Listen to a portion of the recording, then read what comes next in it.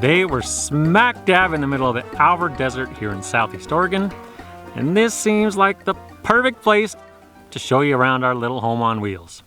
It's a van tour! So I guess first off, specifics. This is a 2013 Mercedes Sprinter van. It's a 144-inch wheelbase and a high roof. So short wheelbase, high roof. We purposefully went with the short wheelbase, well, for drivability, parkability, and really more than anything, to be able to maneuver around in tight situations out in the backcountry, Forest Service roads, that sort of thing.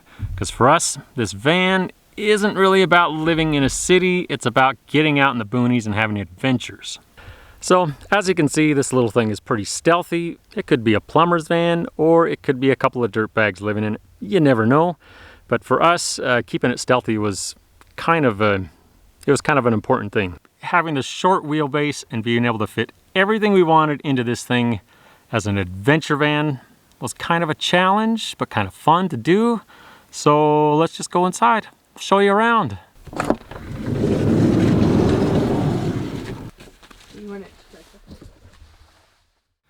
Well, welcome to our little home on wheels. I think before we get too far into this little van tour, I'm going to try to answer a couple of quick questions because I get them all the time already.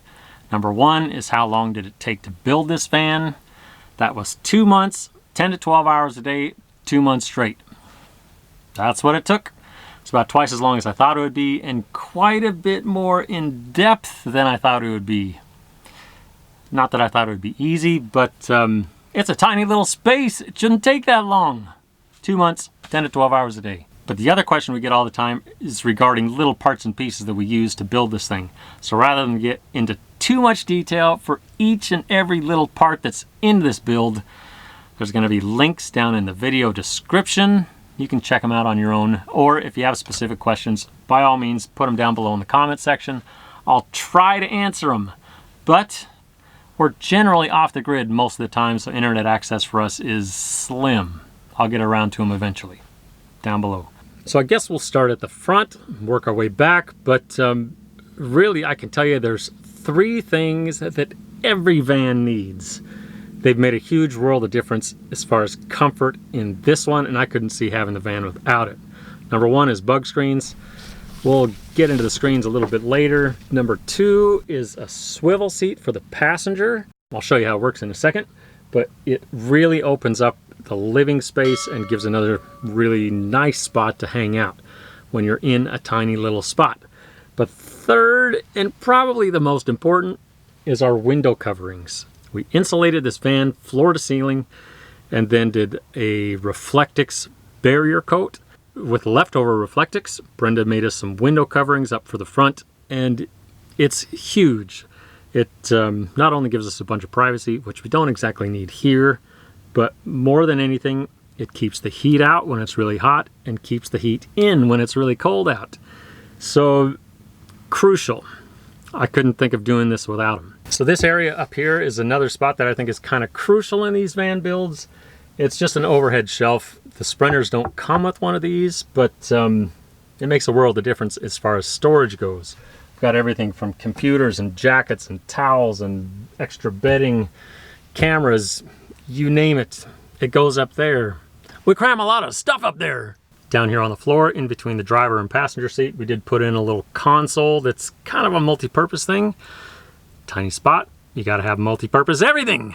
This thing, when we're driving, it's a console. When we're not driving, we slide it out, and then it's an extra seat in the middle of the floor if we have somebody who needs a seat, but also it holds our shoes in there. And then lastly, it's a step stool for us to get up into the bed, because the bed platform is pretty tall because of the garage space, which we'll cover the garage in a few minutes. But console, it's great. It serves a lot of purposes.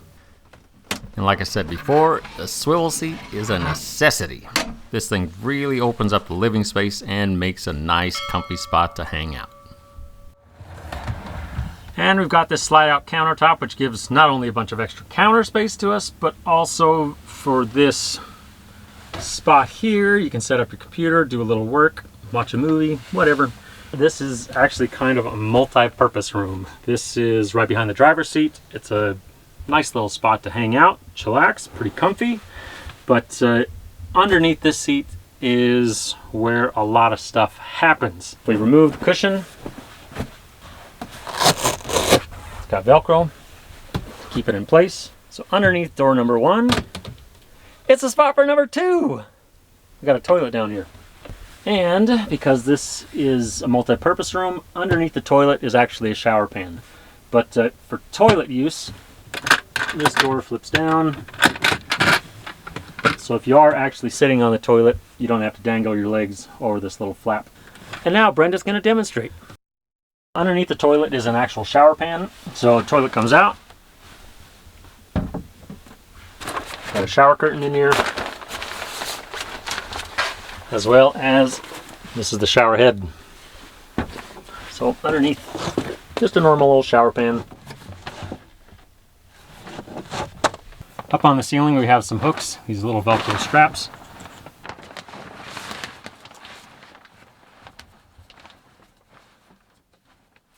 And there we go, it's a shower. For the shower, it's not overly fancy, and we'll talk about our water system in a minute, but this is a battery powered, it's a rechargeable battery powered, basically a pump and a shower head. So we can actually fill up the sink with hot water, pop that in there, this goes over the top, and it's a shower. Nothing fancy, but it works. It's a small space, what do you expect? Over here we have our water system, which is pretty basic by design. We went with a foot pump for the water pressure rather than just a faucet with an electric pump. And that's mainly for conservation. It's a lot easier to conserve water when we're pumping it by foot than when we're just turning on the faucet and letting it run. So underneath the sink we have a 6-gallon freshwater tank with a quick connect and a 6-gallon gray water tank. We also carry 2 jugs in the garage, which we'll get to in a few minutes. So in total we carry 20 gallons of fresh water, 6 gallons of gray water, but that'll last us a little over a week or so if we're conserving. All the walls and the ceiling are all a tongue and groove cedar. When we were building this thing, cutting all the cedar, it smelled incredible. Unfortunately the sealer kind of sealed it up so you don't smell it anymore, but it was pretty nice going in. So these countertops are all made out of blue pine. We did it kind of in a wide butcher block fashion and then put a clear epoxy over the top of it. And we loved the grain and the color of it all so much. We really didn't want to cut too many holes in this countertops, or in these countertops. So we put in a small sink and didn't install a permanent stovetop. We'll talk about that in a minute. You know, we really just loved this grain so much that we used all of the scrap we had. We carved out these custom little door pulls and drawer pulls that are all over the place. And even on the outside of the van, there's a flip down table with what was this countertop. We just really love this wood. So that's kind of turned into a lot of accent pieces all throughout the van.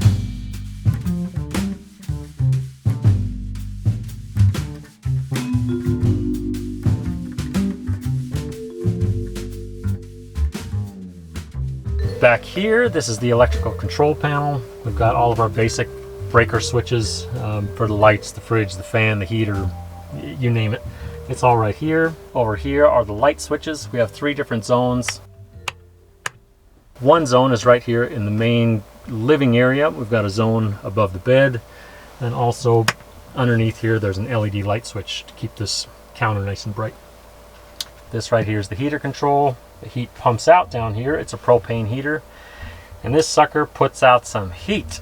We did insulate this van floor to ceiling. We've got insulation crammed in every nook and cranny, so with this running for 30 seconds, 45 seconds, this van is cooking hot.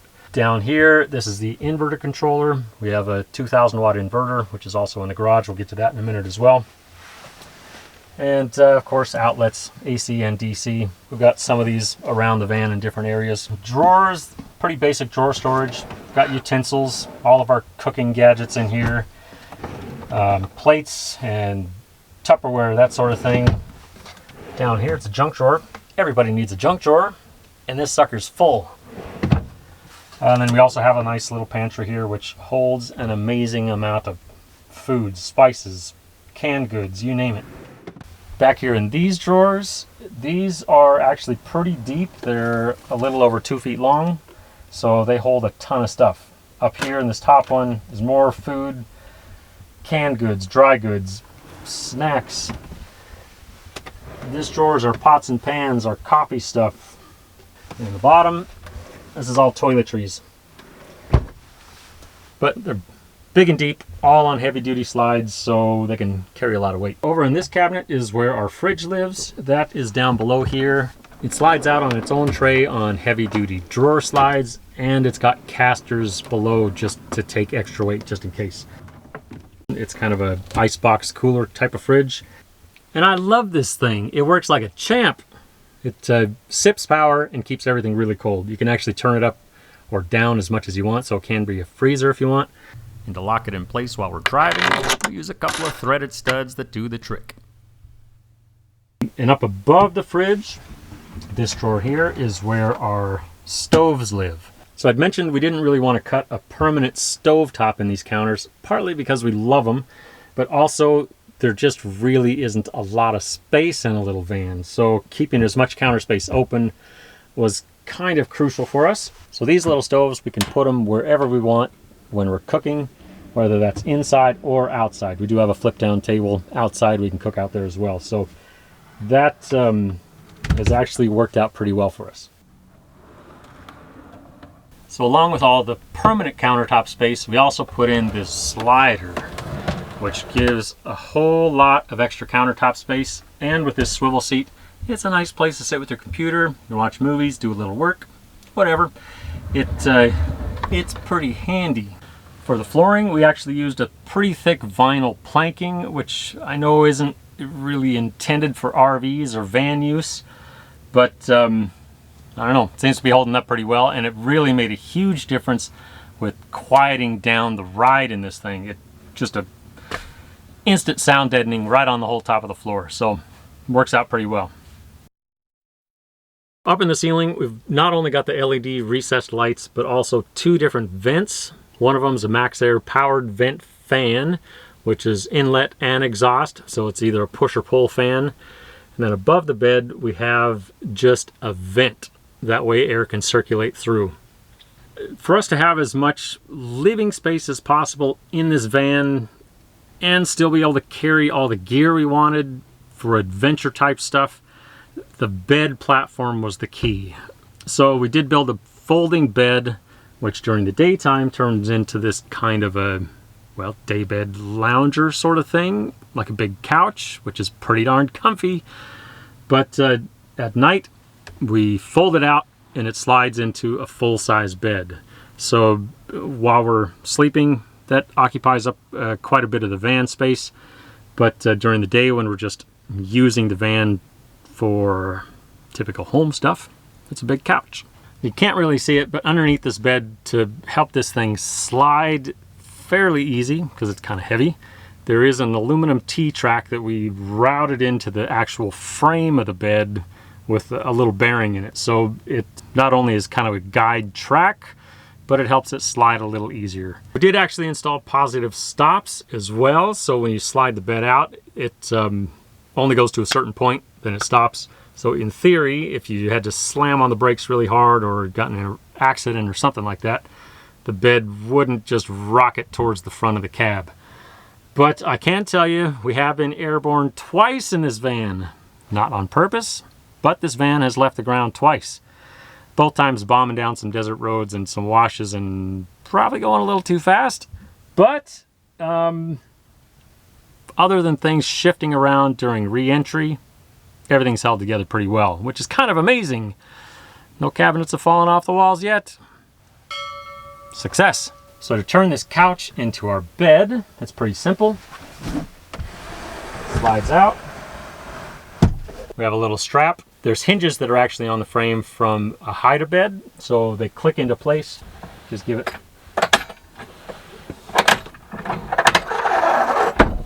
And that's that. It's a bed! It's a miracle! And it's pretty comfy. So over on this side, this is all of our clothes storage. We put in these cabinets with slider doors so you could really, well, maximize the space. These are wardrobes. This is all clothes, his and hers. Sliders and clothes. That's what's in there.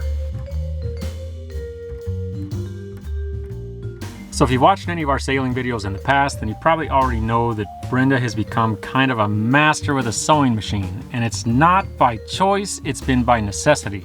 It's kind of helped keep our boat floating and moving. Because of that, she's kind of done some wonders in this van as well. She did all the upholstery work, shower curtains, blackout curtains, you name it, she did it. But probably the best thing that she did for this van was the screens. Right now we're in the Alberta desert, and there's a surprising amount of flies around here. I don't know if it's because we smell bad, but there's a lot of flies. And these screens keep them out. It's a miracle. It's magnets. A magnetic screen. Keep out bugs.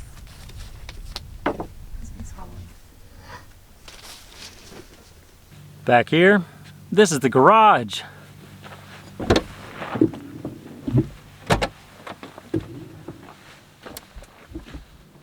As with any good adventure van, you gotta have room to haul your junk. Right here, this is where bikes go. It's on a slide out tray. We're riding the bikes today, so they're not in here, but 2 bikes fit on this thing. They only fit one way though, so you gotta get kind of creative putting them in. But they do fit, 2 bikes.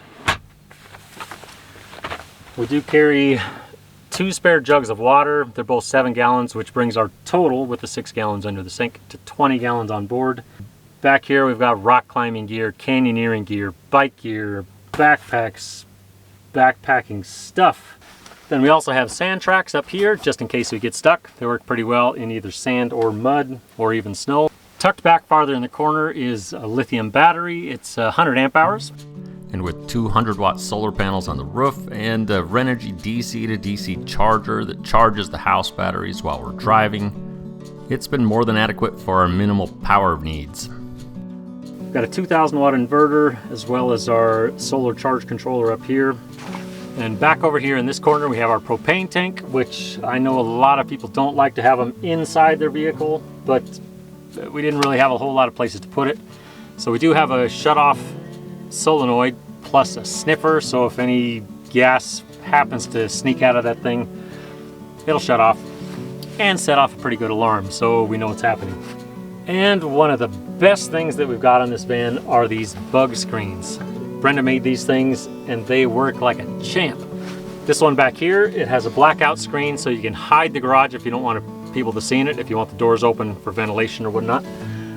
The upper portion is screen material, but it zips up so you can roll it as much out of the way as you want. Right now we just have it zipped up for the garage access and then to keep bugs out of the main part of the cabin. But if you want it just closed up, it's pretty simple.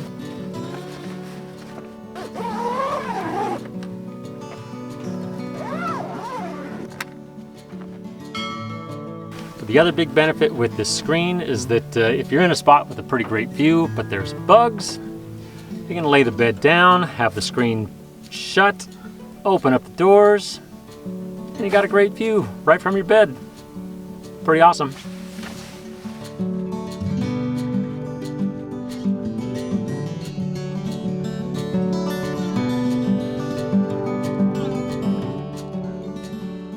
Well, I think that's about it for our little van tour. But before we wrap this up and call it quits, I do just want to say that this was kind of fun to build. It took us 2 months, 10 to 12 hours a day, 7 days a week for 2 months straight. And I don't want to say it was fun every minute of it, but turning a shell of an empty cargo van into what we kind of consider a thing of beauty and a little home on wheels was rewarding, to say the least. It was great. And the thing that's sort of surprising, well, maybe not surprising to me, but is interesting to me, is how similar this van lifestyle is to our sailing lifestyle. We've lived on a boat for over 20 years, and so transitioning into this tiny little space in a little home on wheels, it really wasn't a difficult thing for us. In a lot of ways, it's actually a lot easier to live and travel in a van than it is in a sailboat, but very similar. And it's really a lot of fun. I guess if there's one thing I could really say about all this is if it's something you're really dreaming about doing, it's totally worth it. At least we think so. So that's kind of it.